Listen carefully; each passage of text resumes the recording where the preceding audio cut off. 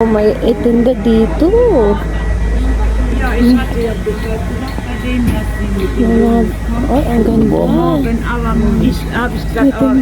Hello mga Day! Good morning! So, ayan na nga, maaga na nga kaming ginising ng aming alarm clock. So, as you can see, ang aga niyang gulo sa amin.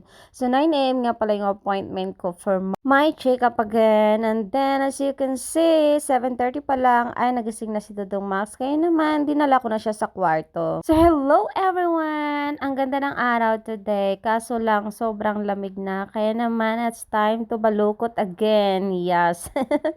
So, ayan, on the way na nga pala ako sa aking appointment today. Sobrang aga nga. So, maaga ko nga iniwan yung mag-ama doon dahil this morning ay nasa bahay muna si Daddy Ralph mag-work. So, hindi mo na siya pupunta sa office.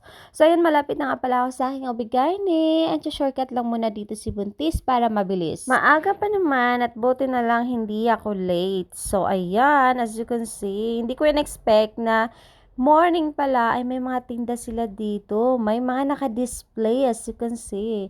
Ang gaganda, 'di ba? Hindi ko alam kung necklace 'yan or para saan 'yan. And also here, napakalakas maka-attract ng mga flowers dito. Sobrang ganda, fresh na fresh.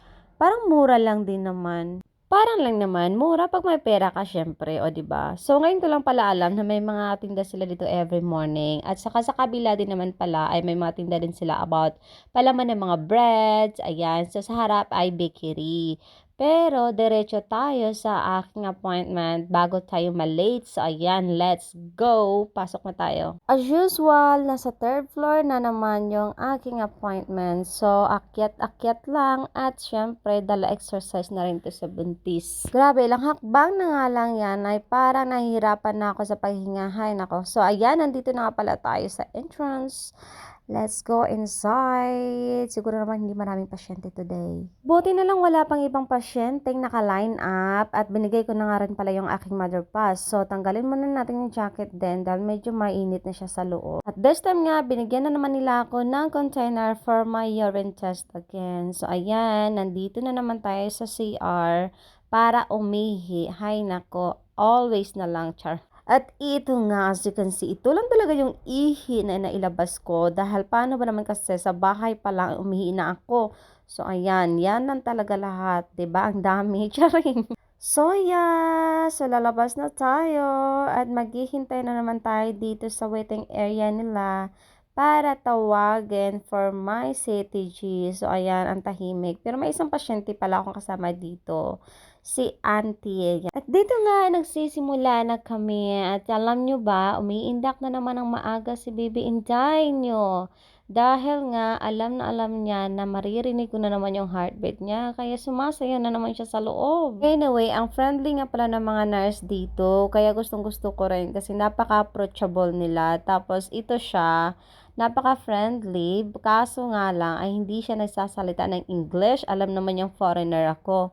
So yan, pag nag-uusap talaga kaming dalawa, lagi siyang nagje-German, hindi ko naman maintindihan.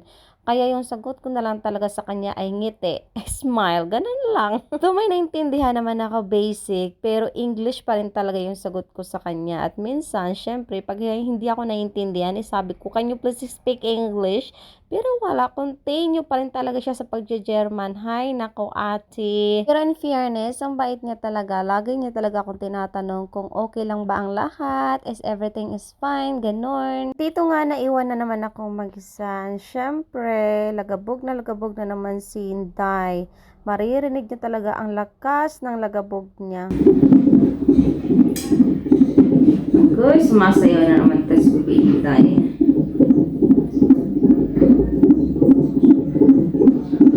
Oh, 'di ba? As unexpected, ganon siya kalakas. So, ayan, lagabog na lagabog si Inday. So, dito nga may napansin nga akong uncomfortable talaga siya kasi sa puwet ako para talagang may buhok doon. Finally, natapos na rin ang aking pag-uupo doon ng 30 minutes again. Ang aga pa nga at inaantok pa talaga ako. So, waiting for my mother pass para makaalis na tayo at makauwi na. So, ayan. So, habang binigay nga sa akin yung Mother Pasko, may inexplain siya sa akin, hindi ko maintindihan dahil naka-German na naman si Antonio Heiss. So, yeah, I'm done on my appointment. So, ngayon, pauwi na tayo. Napabili package dahil, wala, parang maganda siya, di ba? Wala, nakukyutan lang ako dito. Yeah, malapit na ako sa bahay. But anyway, sabi yung nag-assess sa akin kanina, which is, hindi ko siya masyadong maintindihan kasi nga, Panay Deutsch siya. Sabi ko, can you please speak English? Kasi basically yung naintindihan ko. Pero yun nga, yung in-explain niya sa akin, yung naintindihan ko lang is, if ever daw na pumutok yung panumbigan ko this weekend, pumunta daw ako agad sa hospital. So it means, malapit na talaga. So, actually napansin ko rin kanina habang nag-CTG kami, yung puwerta ko parang uncomfortable siya, parang may buhok na ewan, yung parang iba yung pakiramdam, alam niyo yun.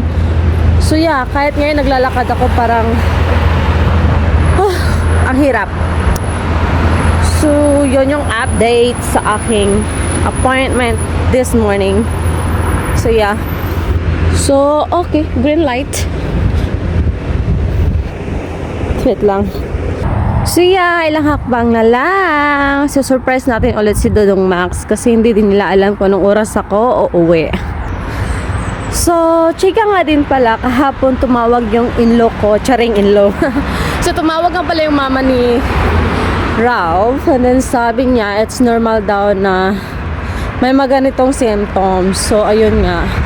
At siya din daw, nung pinanganak niya si Daddy Ralph is 3 weeks advance din daw siyang nanganak sa kanya. So parang lumabas si Daddy Ralph na premature.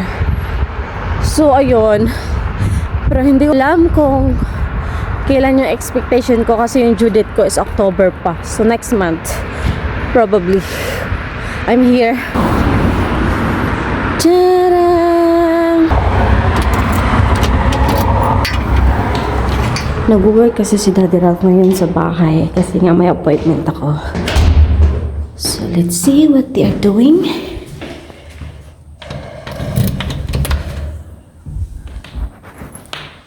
Tahimik. Natutulog ata si Dodong Max. Wala naman. Oh, yeah.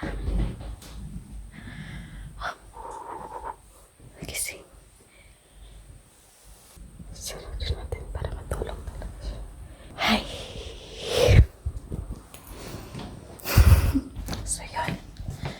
Patulog pa lang si Dodong Max, so hindi ko na siya didisturbuhin kasi may work si Daddy. So yeah, I'm home.